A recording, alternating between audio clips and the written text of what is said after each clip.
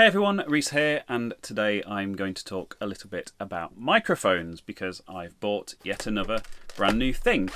But first, I should start by saying that the very first microphone that I've used, and the one that I've used for the audio in pretty much every single video that I've made so far, is this one, which is a Rode NT USB, and it has served me very well over the years, or over the past 18 months. And I bought this when I did the Jason Bradbury Atari 2600 mod video. And the reason I bought this microphone is because it came quite highly recommended for voiceover work and that kind of stuff. And that was that kind of video. I didn't actually do the face to talking head to camera thing that I do now. Mostly because I was a bit worried about appearing on camera and what people would say and that kind of stuff. It turns out that over a year later those worries were completely unfounded, thankfully, and people on the internet have generally been nice, which is great. So yes, I use this Rode NT USB for most of my videos. It has a little desktop stand, and I also use that for my live streams and stuff. I put it on the desk just out of shot in front of me, and it's a bit of a pain to use and a bit of a pain to work with, to be honest.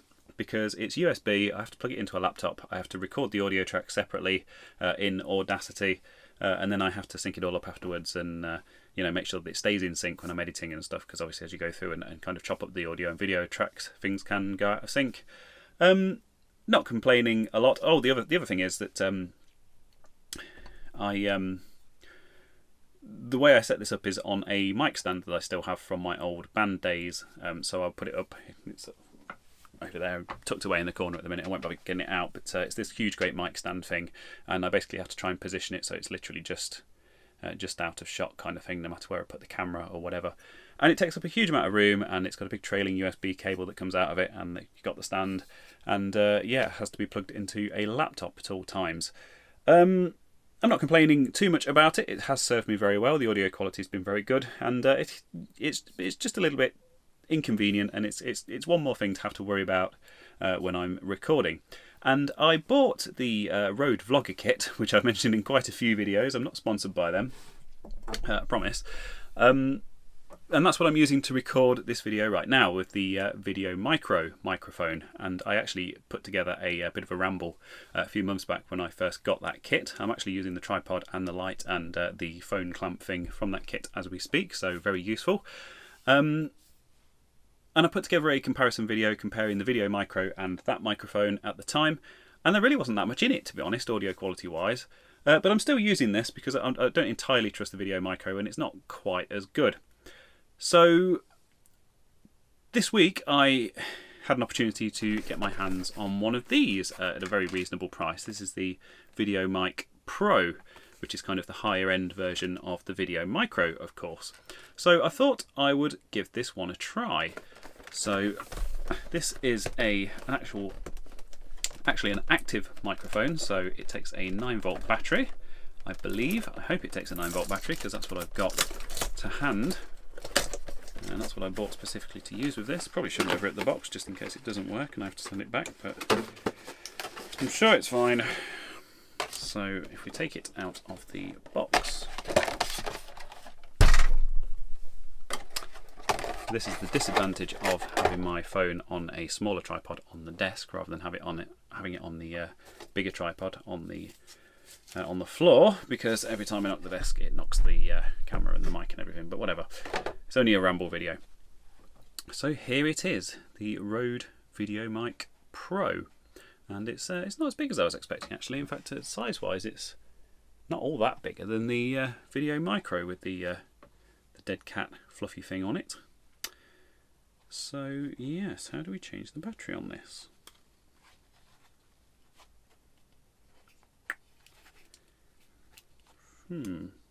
Oh, I see the whole. And the button's fallen off, which is a common complaint I came across in the reviews, that if you try to pull the back off, the button falls off and you can lose it. And it seems they haven't fixed that issue.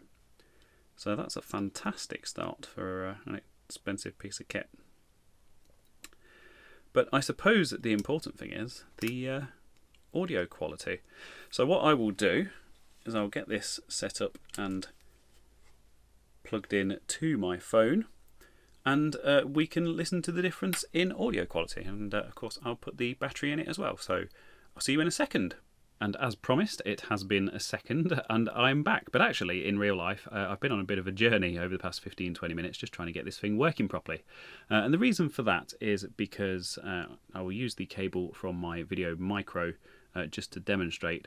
The reason for that is it has a connector like this on it, which is a 3.5mm TRS connector, which you will recognise from headphones or whatever. And this cable in particular has a TRRS on the other end. It's an adapter cable. And the reason for that is because the headphone socket on my phone, and on most phones and most laptops, in fact pretty much all of them nowadays, supports input and output at the same time. So you can have a headset that's got speakers and a microphone built in, and obviously you can have the input from the microphone and the output to the speakers going at the same time. And the cable that is built into the VideoMic Pro, like I say, it just has the 3.5mm stereo TRS connector on it. And that's a bit of a problem because if you plug that into a phone, it will see it as a pair of headphones and won't record the input. Now, fortunately, I do have adapters. I was actually originally planning on using this cable, which came with the RØDE Vlogger kit and with the VideoMicro.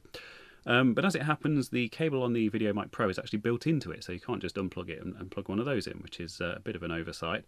But anyway, I found this adapter, which came with a lav mic that I bought ages ago and that I gave up on because it sounded terrible. And I plugged it in with this initially, and it sounded absolutely terrible. And I was like, well, you know, it sounds even worse than the VideoMicro, and yet it's like double the cost. But I thought, just to be sure, I would try another adapter because I knew I had one somewhere. So I went rummaging through my drawers and tried that, and all of a sudden it sounds a hell of a lot better. So I'm using it on the 0 decibel boost setting with the high pass filter, which I think is the best combination and I think is the closest to the VideoMicro. Now, what I'm not sure about is whether this actually sounds twice as good as the VideoMicro, because it costs twice as much, so surely it should sound at least twice as good. But I'm not entirely convinced. But anyway, I'll let you decide for yourself. I won't demo all of the different settings. Like I say, I have been through all of them. I've recorded sample videos of all of them, and this is the best combination of settings that I've managed to come up with for my particular setup in here. I mean, it may well be that if I'm recording outside, I might want to use the boost or whatever else. But anyway, so thank you very much for watching. Let me know your thoughts down in the comments. I've tried to show this as honestly as I can without any kind of post-processing or anything on the audio. And yeah, don't forget to subscribe to Control-Alt-Reese. I'll put a link sort of here-ish, and maybe watch a video as well. After you've left a comment. So thanks and bye.